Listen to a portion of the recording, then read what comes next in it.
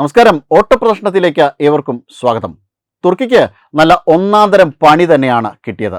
തുർക്കിയെ encircle ചെയ്തുകൊണ്ട് ഒരു counter എൻസർക്ലിംഗ് strategy ഇറക്കിയിരിക്കുകയാണ് India. തുർക്കിക്ക് ചുറ്റുമുള്ള സൈപ്രസിനെ, അതോടൊപ്പം തന്നെ അർമേനിയയെ, ഗ്രീസിനെയൊക്കെ സഹായിച്ചുകൊണ്ടാണ് ഇന്ത്യയുടെ ഈ സുപ്രധാനമായ നീക്കം. ഗ്രീസിൻ്റെ കയ്യിൽ ഇന്ത്യയുടെ ബ്രഹ്മോസ് മിസൈലുകൾ എത്തുന്നതോടുകൂടി തുർക്കിയുടെ കാര്യം ഏകദേശം ഒരു തീരുമാനമാകും. അതുകൊണ്ട് തന്നെയാണ് തുർക്കിയുടെ ഫോറിൻ മിനിസ്റ്ററായ ഹക്കാൻ ഫിദാൻ ഇപ്പോൾ ഭാരതത്തിൻ്റെ കാലു പിടിക്കാൻ എത്തിയിരിക്കുന്നത്.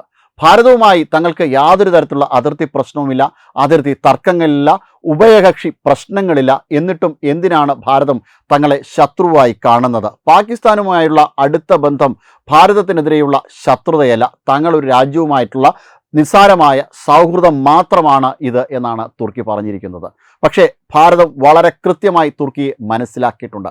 ഓപ്പറേഷൻ സിന്ധൂറിൻ്റെ സമയത്ത് ഡ്രോണുകളും അതോടൊപ്പം തന്നെ ഡ്രോൺ തടയാനുള്ള സാങ്കേതിക വിദ്യയുമൊക്കെയായിട്ട് പാകിസ്ഥാനെ കൈ അയച്ച് സഹായിച്ചിരുന്നു തുർക്കി. പക്ഷേ ആ കൈ അയച്ച് സഹായിച്ചതിന് പ്രതിഫലമായിട്ട് ഇന്ത്യ ഒന്നിനൊന്ന് പലിശ ചേർത്ത് ഇപ്പോൾ പകരം കൊടുക്കുകയാണ്. ഭാരതവുമായി സാമ്പത്തികപരമായി യാതൊരു തരത്തിലുള്ള പ്രശ്നങ്ങളുമില്ല, മറ്റു പ്രശ്നങ്ങളൊന്നും ഇല്ല എന്നൊക്കെയാണ് തുർക്കി പറഞ്ഞിരിക്കുന്നത്.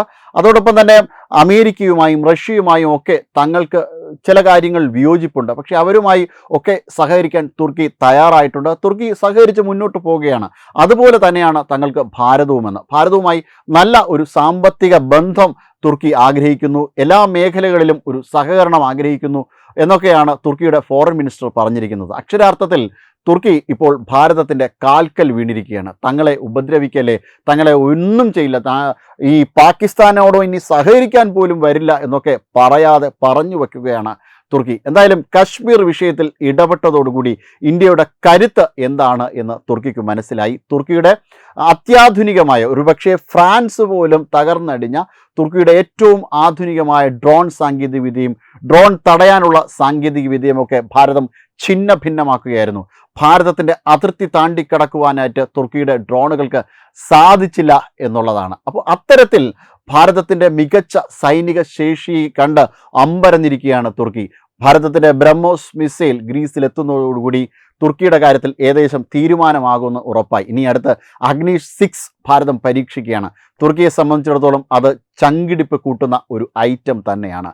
എന്തായാലും ഈ രീതിയിലാണ് കാര്യങ്ങൾ മുന്നോട്ട് പോകുന്നത്. ഇതോടെ തുർക്കിക്ക് മെഡിറ്ററേനിയൻ കടലിലും അതോടൊപ്പം തന്നെ ഏഗീസ് കടലിലും ഒക്കെയുള്ള വലിയ പ്രാധാന്യം, അവരുടെ ഒരു സൈനിക ശേഷി, സൈനിക കരുത്ത് കുറഞ്ഞിരിക്കുകയാണ്. ഭാരതത്തിൻ്റെ ബ്രഹ്മോസ് മിസൈൽ അവിടെ എത്തുന്നതോടുകൂടി അസർബൈജാനെ പിരികേറ്റിക്കൊണ്ട് ആ മേഖലയിൽ ശക്തി തെളിയിക്കാം എന്ന് ഇനി തുർക്കി വിചാരിക്കേണ്ട. അർമേനിയ നല്ല ഒന്നാന്തരം ചിമിട്ടൻ പണി തുർക്കിക്ക് മറുപണിയായിട്ട് നൽകുമെന്നുള്ള കാര്യം ഉറപ്പാണ്. എന്തായാലും കൗണ്ടർ എൻസർക്ലിംഗ് സ്ട്രാറ്റജി ഏറ്റിട്ടുണ്ട്. പക്ഷേ ഭാരതം തുർക്കിക്ക് ആവശ്യമുള്ള സമയങ്ങളിലൊക്കെ ഈ രീതിയിൽ ഒരു കൗണ്ടർ എൻസർക്ലിംഗ് സ്ട്രാറ്റജിയിലൂടെ അയൽ രാജ്യങ്ങളെ, അതായത് തുർക്കിയുമായി ബന്ധപ്പെട്ട അയൽ രാജ്യങ്ങളെ ഭാരതം സഹായിക്കുകയാണെങ്കിൽ കൂടിയും തുർക്കിക്ക് ഭൂകമ്പം ഉണ്ടായപ്പോൾ ഭാരതം സഹകരിച്ചു. ഭാരതം എല്ലാവിധത്തിലുള്ള സഹായ സഹകരണങ്ങളുമൊക്കെ ചെയ്തു കൊടുത്തിട്ടുണ്ട്. ആ രീതിയിൽ ഭാരതം എല്ലാ രാജ്യത്തോടും സഹകരിക്കും. അതിനിപ്പോൾ ശത്രു രാജ്യമാണെങ്കിൽ പോലും ആപത്തിൽ കൈവെടിയുന്ന ഒരു രാഷ്ട്രമല്ല ഭാരതം.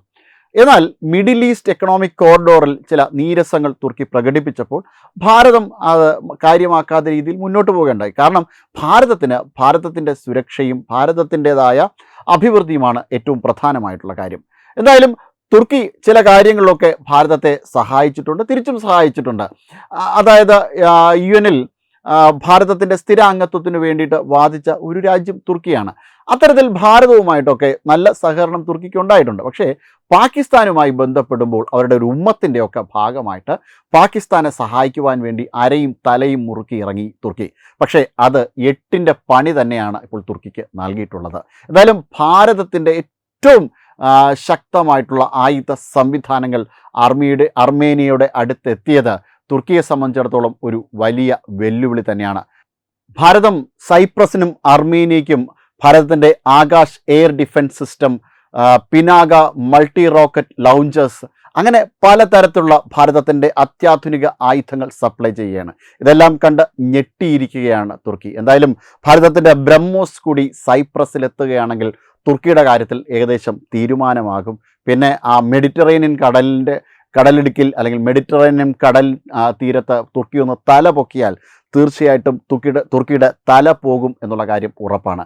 എന്തായാലും ഇന്ത്യ നടത്തുന്ന ഈ മിന്നൽ നീക്കത്തിലൂടെ മെഡിറ്ററേനിയൻ കടന്ന ഭാരതം ഒരു ലോകത്തിൻ്റെ നെറുകയിലേക്ക് കുതിച്ചുകൊണ്ടിരിക്കുകയാണ്.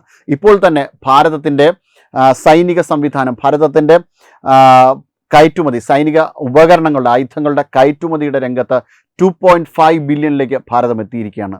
ഇനി ഏതാനും വർഷങ്ങൾക്കകം തന്നെ ചൈനയെ മറികടന്ന് ഭാരതത്തിന് മുന്നോട്ട് പോകുവാൻ കഴിയും. 2020 ഭാരതം ലോകത്തിൻ്റെ നെറുകയിലേക്ക്, അതായത് ലോകത്തിലെ ഏറ്റവും അധികം ആയുധ കയറ്റുമതി ചെയ്യുന്ന രാജ്യം ഭാരതമായി മാറും. 10 വർഷങ്ങൾക്ക് ഇപ്പുറം ഭാരതത്തിൻ്റെ ഈ കുതിപ്പ് കണ്ട് ലോകരാജ്യങ്ങളെല്ലാം തന്നെ അമ്പരന്നിരിക്കുകയാണ്. ഈ അടുത്ത സമയത്ത് ഇന്ത്യയുടെ ശത്രു രാജ്യമായ പാകിസ്ഥാൻ ഷാങ്ഗ്രില ഡയലോഗിൽ വച്ച് ഹെഗ്സേത്ത്, അമേരിക്കയുടെ ഡിഫൻസ് സെക്രട്ടറിയായ ഹെഗ്സേത്തിനോട് ചോദിച്ചത് ഭാരതം അഗ്നി 6 പരീക്ഷിക്കാൻ പോകുന്നു. 12,000 കിലോമീറ്റർ വരെ ദൈർഘ്യമുള്ള ഒരു ഇൻ്റർ കോണ്ടിനെൻ്റൽ ബാലിസ്റ്റിക് മിസൈലാണിത്. അമേരിക്കയ്ക്ക് ഭയമൊന്നും തോന്നുന്നില്ലേ? പാകിസ്ഥാൻ ഇത് പരീക്ഷിച്ചാൽ വല്ലാതെ ഭയപ്പെടുമല്ലോ അമേരിക്ക. എന്തേ ഭാരതം ഇത് പ്രയോഗിച്ചിട്ട് അല്ലെങ്കിൽ പരീക്ഷിച്ചിട്ട് അമേരിക്ക ഭയക്കുന്നില്ല? മറുപടിയായി ഹെഗ്സേത്ത് പറഞ്ഞത്, ഭാരതം എന്ത് തരം ആയുധങ്ങൾ പരീക്ഷിച്ചാലും അത് ലോകത്തിലെ ഒരു ജനാധിപത്യ രാജ്യത്തിനും ഭയം തോന്നില്ല. കാരണം ഭാരതത്തെ എല്ലാ രാജ്യങ്ങൾക്കും വിശ്വസിക്കാം. അവർ ഒരു രാജ്യത്തെയും അങ്ങോട്ട് ചെന്ന് ആക്രമിക്കില്ല ഒരു കാരണവുമില്ലാതെ. പാകിസ്ഥാനെ സംബന്ധിച്ചിടത്തോളം എങ്ങനെയെങ്കിലും കുറച്ച് കുത്തിത്തിരിപ്പുണ്ടാക്കി ഈ വിഷയത്തിൽ ഒന്ന് കുളം കലക്കി മീൻ പിടിക്കാമായിരുന്നു എന്നുള്ള ശ്രമമാണ് പാകിസ്ഥാൻ നടത്തിയതെങ്കിൽ എല്ലാം തന്നെ അടിച്ച് ഒതുക്കി എട്ടാറ്റു മടക്കി തിരികെ കൊടുത്തു പാകിസ്ഥാന്. എന്തായാലും പാകിസ്ഥാന് നല്ല ഒന്നാം തരം പണി തന്നെയാണ് കിട്ടിയത്. പാകിസ്ഥാന് മാത്രമല്ല, പാകിസ്ഥാനെ സഹായിച്ച തുർക്കിക്കും നല്ല അയ്യേ എന്ന രീതിയിൽ തന്നെ മറുപടി കൊടുത്തിട്ടുണ്ട്. ഇനി കാല് പിടിച്ചാലും കൈ പിടിച്ചായാലും ഭാരതത്തിൻ്റെ അടുത്തേക്ക് വന്നാൽ തുർക്കിക്ക് നല്ല ഒന്നാം തരം പണി തന്നെ കിട്ടും. പഴയ രീതിയിലൊന്നും തുർക്കിയെ വിശ്വസിക്കാൻ ഭാരതത്തിന് മനസ്സില്ല.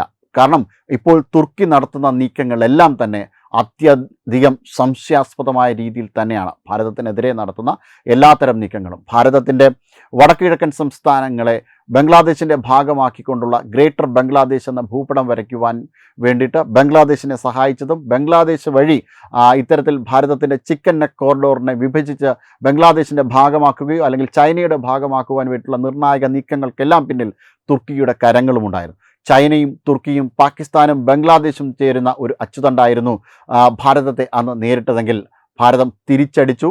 ഇപ്പോൾ ബംഗ്ലാദേശിൽ മറ്റൊരു ഭരണവും കൂടി വന്നതോടുകൂടി അടിമുടി ഇറുകിയ മട്ടാണ് തുർക്കിക്ക്. എന്തായാലും ഇനി മതം കൊണ്ടും ഉമ്മത്ത് കൊണ്ടും ഒന്നും ഭാരതത്തെ വിരട്ടുവാനായിട്ട് തുർക്കിക്ക് സാധ്യമല്ല. കാരണം ഭാരതം ഭരിക്കുന്നത് ആണുങ്ങളാണ്. കേരളത്തിൽ നിന്നുള്ള ഒരു മുൻ മന്ത്രി ദിവാകരൻ പറഞ്ഞതുപോലെ ഭാരതം ഇപ്പോൾ ഭരിക്കുന്നത് നിങ്ങളല്ലല്ലോ, ആണുങ്ങളല്ലേ.